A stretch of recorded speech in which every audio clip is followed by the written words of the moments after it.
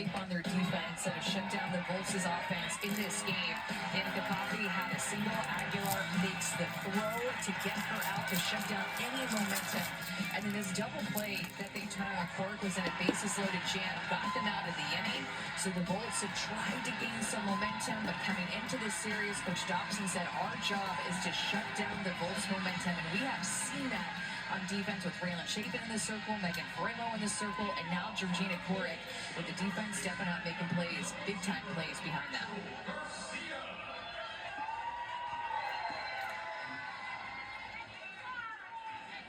First batter is Rachel Garcia, fouls that away. We mentioned it, Raylan Chapin, excellent last night in a super important position too. The rookie from Mississippi State, starting them off right. Faremo was the one that closed the door. Now Georgina Korick. This is a staff that's a little bit shorthanded right now too, with who was their best pitcher entering this series. Montana Fouts now on the injured reserve list. Sophomore, but has turned into one of the best arms in the country. And draft eligible as we take a look at the Coastal Carolina batting order.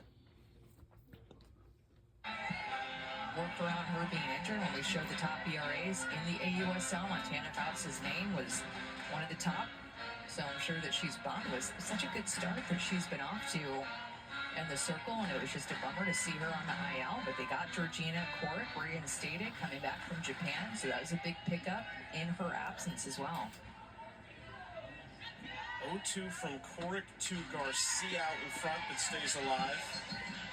The fact that Korick is just not scared to throw Garcia inside, even though she is well off of the plate, looking for that side of the plate. Georgina Korick has such good command of her hard step and even throwing her changeup to that side that she just continues to challenge her on that side. Okay.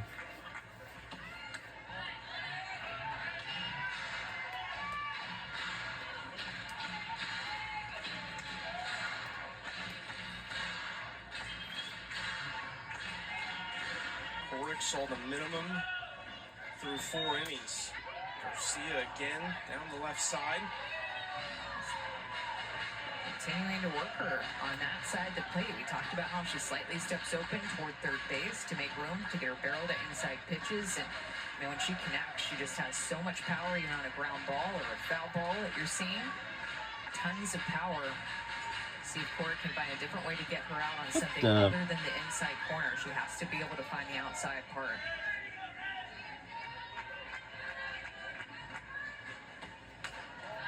And that's the key, is just to be able to throw that pitch for a strike. And you know you have to be careful, too, because Rachel can cover the outside corner so well. So you know you have to throw it a little bit off the plate, but you can't throw it too much off the plate.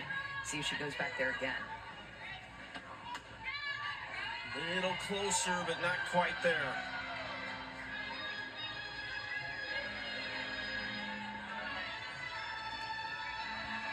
(3-2). Garcia trying to give the Volts a little boost. Ground ball over Korick, flipping, couldn't handle it. And Garcia was moving down the line.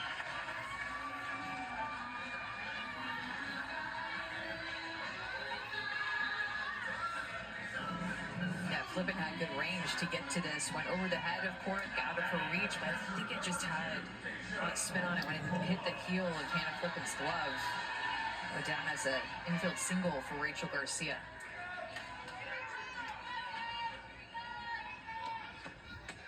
Inside strike one to Deja Mulipol. This is a team that's just their third hit. Their lowest hit total of the season is 4 against the Bandits in Sulphur. But look at this, Amanda. They've been held to 1 run or less 3 times this season.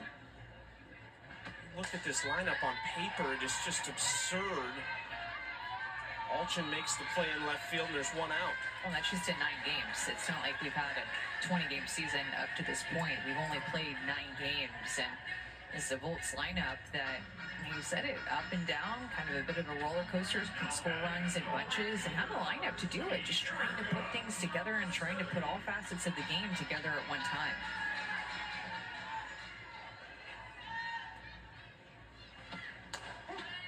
Strike one from Korick to Erica Piancastelli. The Talons don't have a shutout this season.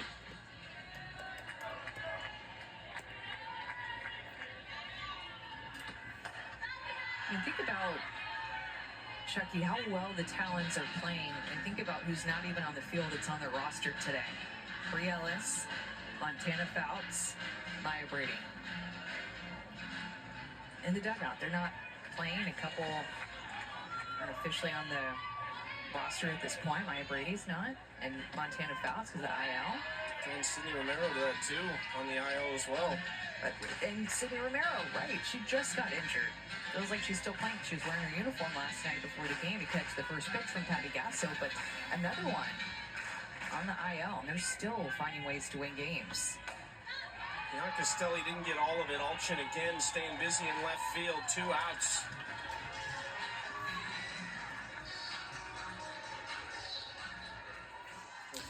Welcome back to Norman, Oklahoma. After this game goes off, and we had to go on to the cast of the Men's College World Series. Coastal Carolina versus LSU. And that will be the game 1 of the National Championship Series. They have game 1, which is today, tomorrow game 2. Game 3 on Monday if necessary. If the series is tied, This would be the first complete game shutout. alright, what, 2 apiece, like by tomorrow, and then that means game 3 will be on Monday. I'll say some jams, but Just really since we're about to just hit into the fifth final inning week with of the bases June. loaded, and they rolled a double play, but beyond that, there's just been one base runner on in the 6th, and then one base runner on in the 7th. Remember last inning that Sierra Romero ball after Amanda Lorenz got on with just 1 out. Sierra Romero hit that ball into the corner. Was standing on second base. They thought they had second and third with just 1 out. Great chance to score some runs, and instead that ball just fouled. Scott takes strike 1, 3-1 count.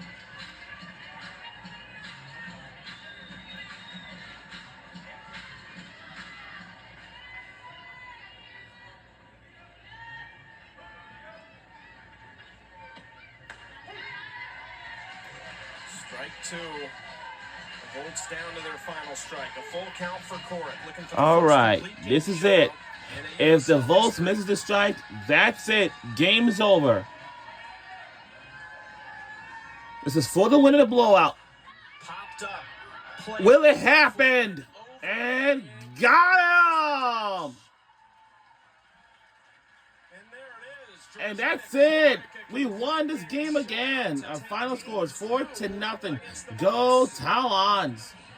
The best part about this first inaugural season of the AUSL is that you get to see all the first, all the milestones go down as Hannah Flippen tracked down this ball. Alchin probably should have called her off for this one, but Hannah Flippen, she said she likes to get dirty, and there she ends up the game on the grass. There's a little bit of dirt over there with the final out. Great outing by Georgina Corrick for the complete game shutout.